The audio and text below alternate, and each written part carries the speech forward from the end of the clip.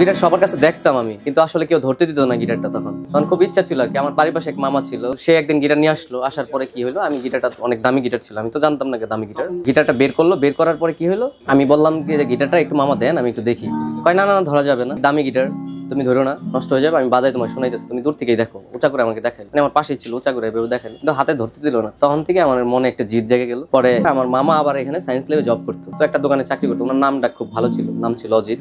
তো সেই প্রেক্ষিতে আমি আসলাম, আমাকে সায়েন্স ল্যাবে মামা নিয়ে আসলো, এখানে জয়েন হইলাম। তখন কিছু পারতাম না আমি, মোটামুটি গিটার গুলো আমি ধরতাম, বাজাইতাম। আস্তে আস্তে আমি দেখতে দেখতে তাল লাগানো শুরু করলাম। তারপরে অ্যালাইনমেন্টটা শিখলাম। ইচ্ছাই ছিল আগের থেকে অনেক আগের থেকে ইচ্ছা ছিল আমার গিটারের প্রতি। তারপর আমি তাল লাগানো শিখলাম, অ্যালাইনমেন্ট শিখলাম, গিটারের কোন জায়গায় কি সমস্যা এখন দেখলে পরে আমি অলরেডি করে বলে দিতে পারবো যে আসলে কোন জায়গায় আমার প্রবলেম আছে, আমি হাতে নিলে বলে দিতে পারবো, এমন একটা অবস্থা। এরকম পর্যায়ে চলে আসছে আর কি। আগে তো কিছু জানতাম না, এখন বাজাইতে পারি মোটামুটি, পাশাপাশি আরেকজনকে শেখানোর চেষ্টা করতেছি। 20 বছর ধরে এখানে জব করতেছি। গিটার আমার শিখা হয়েছে মাত্র 6 বছর, এখনো রানিং চলতেছে আর কি। আমি নিজে প্র্যাকটিস করতেছি, আমি কোনো টিচারের কাছে গেলে অবশ্যই আরো ভালো পাবো। যতটুকু শিখছি আমার নিজের থেকে, অভিজ্ঞতা থেকে, দেখে দেখে শিখছি। যখন বড় ভাইয়েরা আসতো, অনেকের লোক আসতো এখানে, তারা বড় বড় মিউজিশিয়ান আমাদের অ্যাকোস্টিকাতে আসে, তাদের থেকে দেখতাম তারা কিভাবে বাজাইতো, বসে বসে দাঁড়ায় দাঁড়ায় দেখতাম। তারপর আবার চলে গেলে পরে আমি নিজে একা একা প্র্যাকটিস করতাম। তো হয়তো আবার কেউ আছে যারা সিনিয়র পার্সন মিউজিশিয়ান আছে, যারা ক্লোজ একবারে, তাদের আবার বলতাম যে দাদা এটা হয়েছে নাকি, তখন তারা কি করতো, তারা দেখাই দিত। সেখান থেকে একটু একটু আস্তে আস্তে আগাইছি।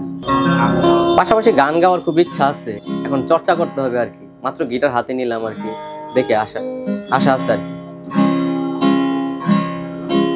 বাজনা শিখতে গেলে আগে সবসময় দেখতে হবে, আগে সাউন্ডের ব্যাপার আছে, একটা বিষয় আছে গিটারে। তো মাঝখানে আমার 1 বছর পর্যন্ত গ্যাপ ছিল, আমার বাবা অসুস্থ ছিল, তো গিটারে কোনোভাবে আমি হাত দিতে পারিনি, বাবার পিছনেই ছিলাম। তো তোর মাঝখানে আবার গ্যাপ হওয়া যাওয়ার কারণে আবার ফোন দিল টোটলদা যে তাড়াতাড়ি আসো, জয়েন করতে হবে। তো আমি আবার চলে আসলাম এখানে। কিন্তু আমার যে শখটা, আমার যে স্বপ্নটা, সেটা পূরণ করার জন্য আমি ঢাকা চলে আসছি, অ্যাকোস্টিকাতে আসলাম। আসার পরে টোটলদা আমাকে সাপোর্ট দিল। এই সাপোর্ট দেওয়ার পর থেকে আমি এই পর্যায়ে আসলাম, এখনো আমি আসি এখানে। প্রফেশন বিষয়ে বলতে আসলে সাপোর্ট ছাড়া তো হয় না। টোটল দাস সাপোর্ট দিচ্ছে আমাকে গিটার শেখার প্রতি, দেখছে উনি আমাকে সবকিছুই দেখাই দেয়। রাতুল দাসে যেটা না পারবো আমি, সেটা দেখা যাচ্ছে বারবার আমাকে চেষ্টা করাবে, যেটা ভুল সেটা বারবার করাবে।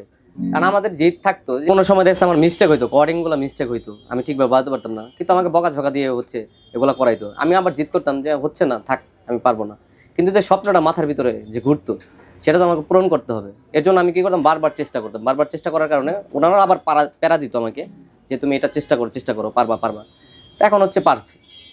তো এখন মোটামুটি আমি বেসিক ওয়ার্ডগুলো পারি, যে বাজায়টা যায় গান করার মতো উপযুক্ত আমি একটা আসছি আর কি। আমার স্বপ্ন ছিল গিটার, তো প্রফেশনও ছিল গিটার। তো স্বপ্নটা এইভাবে আমি পূরণ করবো আর কি, চিন্তা ভাবনা আমার আছে, আরো সামনের দিকে আমি আগাবো। এই জন্য আমি এই প্রফেশনে আসছি। গিটার শেখার ক্ষেত্রে মেইন জিনিসগুলো, ইম্পর্টেন্ট গুলা, তো আমরা সায়েন্স ল্যাবে অনেকে আসি, ফুটহাট করে আমরা গিটার গুলা কিনে নিয়ে যাই। তো আমাদের চিন্তা ভাবনা করতে হয় যে অ্যালাইনমেন্টের একটা ব্যাপার আছে, যে বডি স্ট্রাকচারের একটা ব্যাপার আছে, টিউনিং এর ব্যাপার আছে। তো সেই ক্ষেত্রে তো গেল।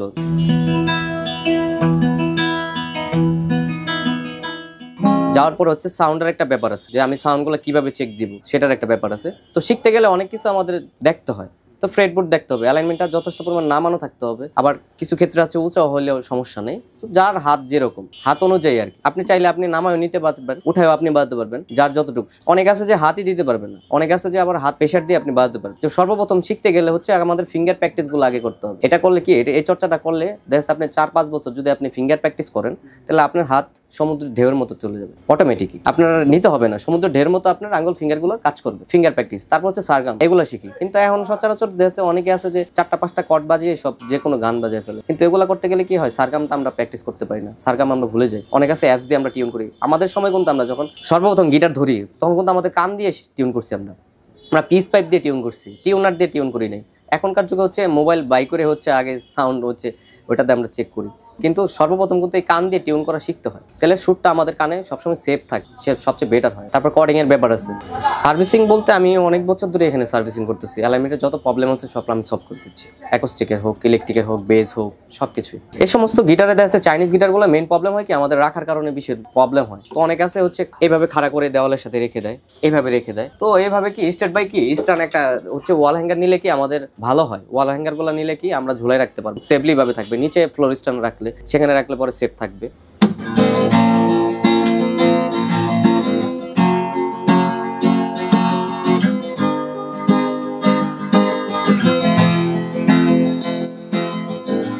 যদি ভুলে যাও নয় আমাকে, পারবে কি ভুলে যেতে আমার স্মৃতিকে, যদি মুছে দাও আমার স্মৃতিকে। পারবে কি সুখী হতে আমাকে ভুলে, আমি মেঘ ছুঁড়ে দেই তোমার ওই আকাশে। খুঁজে নিও তুমি আমাকে, আমি মেঘ ছুঁড়ে দেই তোমার ওই আকাশে। খুঁজে নিও তুমি আমাকে, আহা।